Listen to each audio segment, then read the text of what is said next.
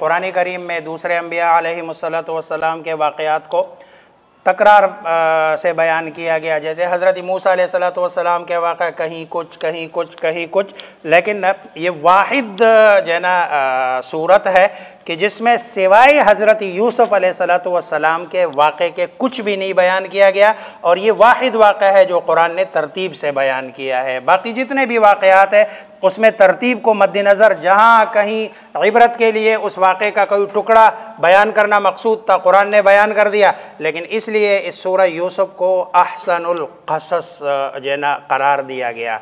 जामियत के एतबार से अगर इस सूरत को देखें ना, इसमें तकरीबन ज़िंदगी के हर शोबे के लिए कुछ न कुछ जो है ना वो सबक है। चुनांचे इसमें दीन भी है, दुनिया भी है, तौहीद भी है, फ़िक़्ह भी है, सीरत व सवानिह भी है, ख्वाबों की ताबीर भी है, सियासत भी है, हुकूमत के रुमूज़ भी है, इंसानी नफ्सियात भी है, मुआशी खुशहाली की तदबीरें भी है, और हुस्न व इश्क़ की दास्तान भी है, ज़ुहद व तक़वा की दस्तगीरी भी है, उसमें अंबिया और सालिहीन का तज़किरा भी है, मलाइका और शयातीन का भी, जिन्नात और इंसानों का भी, चौपायों का, परिंदों का, बादशाहों का, ताजिरों का, आलिमों का, जाहिलों का, इन सब में इनके लिए कहीं ना कहीं कोई ना कोई सबक है। राह रास्त से हट जाने वाली औरतों की हीलासाजियाँ भी है, मकर व फ़रेब भी है, हया बाख्तगी भी है, और फिर इस क़िस्से में मद भी है, जज़र भी है, नशेब भी है, फराज भी है, गुमनामी भी है,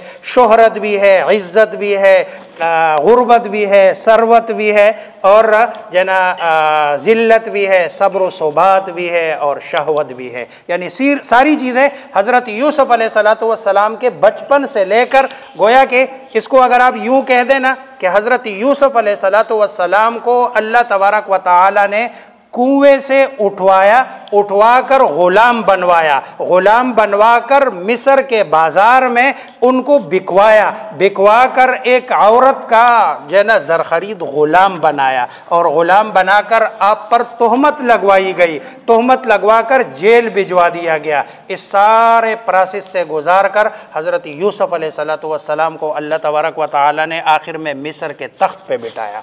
ये है जना पूरे सूरह यूसुफ़ का जना खुलासा। इसमें जना अगर आप देख लेना सूरह यूसुफ़ में और रसूलुल्लाह सल्लल्लाहु अलैहि वसल्लम की ज़िंदगी में बहुत सारी चीज़ें हैं जो मुश्तरक है।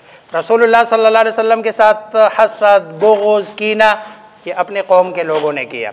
हज़रत यूसुफ़ अलैहिस्सलातु वस्सलाम को कुएं में फेंकवा कर उनको मजबूर किया गया दूसरे इलाके में ले जाने के लिए। रसूलुल्लाह सल्लल्लाहु अलैहि वसल्लम को भी मजबूर किया। फिर वो वक्त आया रसूलुल्लाह सल्लल्लाहु अलैहि वसल्लम मक्का में फ़ातिह बन के आए। वही हज़रत यूसुफ़ अलैहिस्सलातु वस्सलाम एक वक्त आया कि अल्लाह तबारक व तआला ने उनको जना अब ये हुस्न इत्तिफ़ाक़ है या जना आमदन और क़स्दन जना अल्लाह तबारक व तआला ने ऐसा कराया।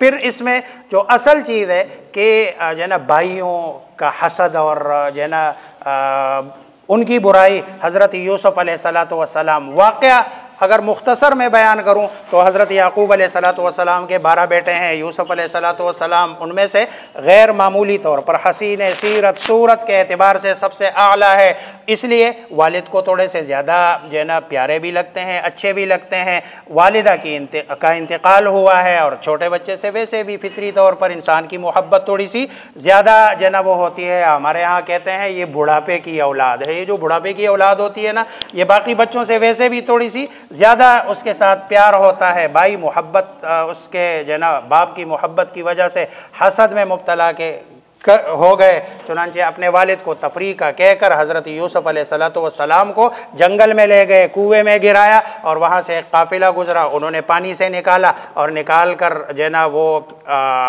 मिस्र में जाकर बेच दिया। अज़ीज़ मिस्र ने ख़रीद कर अपने घर में रख लिया। जवान हुए तो उसकी बीवी आप पर फ़रेबता हो गई और उसने बुराई की दावत दी, आपने उस दावत को ठुकरा दिया। अज़ीज़ मिस्र ने बदनामी से बचने के लिए उनको जेल में डाल दिया, और क़ैद खाने में भी आपने दावत तो तौहीद का सिलसिला जारी रखा, उसको छोड़ा नहीं।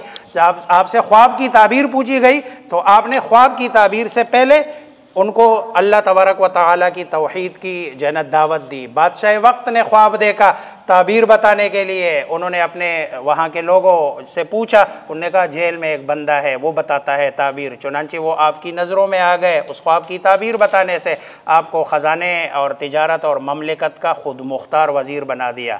और मिस्र और उसके आस पास के इलाक़ों में कहत की वजह से आपके भाई गल्ला जो है ना हासिल करने के लिए मिस्र आए। एक दो मुलाकातों के बाद आपने उन्हें बता दिया कि मैं तुम्हारा भाई यूसुफ हूँ। वालिदैन भी मिस्र आ गए और यहीं जो है ना होकर आबाद हो गए। इसमें जो चीदा चीदा नुकात है ना, उसमें इशारतन मैं कह देता हूँ, थोड़ा सा टाइम लगेगा, अहम है, बता देता हूँ। नंबर 1, बसा औक़ात मुसीबत ये नेमत और राहत तक पहुँचने का सबब बनती है। ये एक हमारे लिए इसमें एक सबक है। नंबर 2, हसद इंतहाई खौफनाक बीमारी है। सगे भाई में भी ये बीमारी पैदा हो जाती है। तो इसलिए कुरान में अल्लाह ने फरमाया व मिन शर्रि हासिदिन इज़ा हसद। नंबर 3, अच्छे अखलाक, आला अवसाब, बेहतरीन तरबियत बहरहाल अपना रंग दिखाती है। किसी न किसी हज़रत यूसुफ़ अलैहिस्सलाम की अच्छी तरबियत थी, अच्छे अखलाक थे, बेहतरीन उसकी तरबियत थी, उसने अपना रंग दिखाया। हज़रत यूसुफ़ अलैहिस्सलाम एक अजीम बाप के परवुर्दा थे और ख़ानदानी नबूवत में आपकी तरबियत हुई। लिहाजा अखलाक़ी मीरास भी अपने आबा व अजदाद से मिली और ये अंजाम कार आपके जना राहत और ज़ाहिरी जना दुनिया में इज़्ज़त का सबब और ज़रिया बना। नंबर 4, इफ़्फ़त, इस्मत, अमानत, इस्तिक़ामत, ये सारी भलाइयों का सरचश्मा है। हज़रत यूसुफ़ अलैहिस्सलाम के इस पूरे वाक़े में देखो, पाकदामनी, इफ़्फ़त को हाथ से नहीं और जना इस्तिक़ामत, उन्होंने कितना वर्गलाया, कैसे वर्गलाया, कैसे तरीक़े आज़मा लिए। लेकिन इस्तिक़ामत मर्दों के लिए भी है, ये औरतों के लिए भी है और दीन पर जमने वालों के लिए एक न एक दिन इज़्ज़त और एहतराम ज़रूर हासिल होकर रहता है। नंबर अगला 5, मर्द और औरतों का इख्तिलात और खलवत, मेल जोल बहरहाल फितने का बाइस बनता है। जैसे इस वाक़े में हुआ, जब अलग हुए जना अजीज़ मिस्र की बीवी और हज़रत यूसुफ़ अलैहिस्सलाम, फितना बना और जना अगर ज़ुलेखा को खलवत ना मुयस्सर आती और ना वो बुराई का मंसूबा बनाती। इसलिए इस्लाम ने मर्द व ज़न के खलवत को जना सख्ती के साथ मना कर दिया और हराम करार दिया। अगली बात, ज़ात बारी ताला पर ईमान और अक़ीदा की पुख्तगी से मसाइब को बर्दाश्त करना और अखलाक़ी नजासतों से, गंदगियों से अपने आप को बचाना बंदे के लिए आसान हो जाता है। अगली बात, मोमिन को चाहिए कि वो हर तंगी और परेशानी के वक्त सिर्फ अल्लाह की तरफ रुजू करे। जब अजीज़ मिस्र की बीवी ने बुराई का इर्तिकाब न करने की सूरत में जेल की धमकी दी तो आपने मासियत पर मुसीबत को तरजीह देते हुए गुनाह को छोड़ा, मुसीबत को इख्तियार कर लिया और जना उन्होंने कहा ठीक है। लेकिन उस वक़्त अपने रब को पुकार के हज़रत यूसुफ ने कहा, ए मेरे रब, जेल मुझे इस बुराई से ज़्यादा महबूब है जिसकी दावत ये ज़नाने मिस्र दे रही है। अल्लाह तबारक व तआला अगला जना सच्चा दाई इंतहाई मुश्किल और परेशान कुन हालात में भी दावत के फरीज़े से कभी पीछे नहीं हटता।